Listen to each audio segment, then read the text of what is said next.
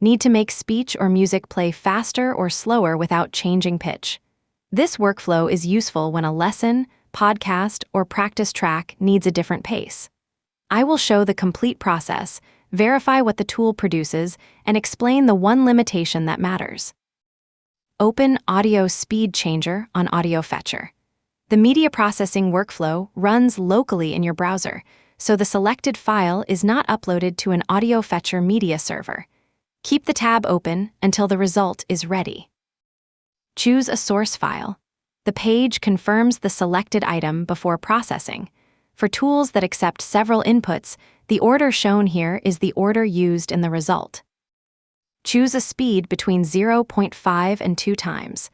Use settings that match the destination rather than selecting the largest number automatically. Then start the tool and wait for the local engine to finish. The completed workflow produces a new MP3 with adjusted duration and preserved pitch. Download or inspect the result before closing the page. The automated AudioFetcher test suite also opens this output with FFprobe and verifies its expected stream properties. Extreme speed changes can sound less natural. Keep the original until you have listened to or inspected the result. The direct tool link and a written summary are in the description.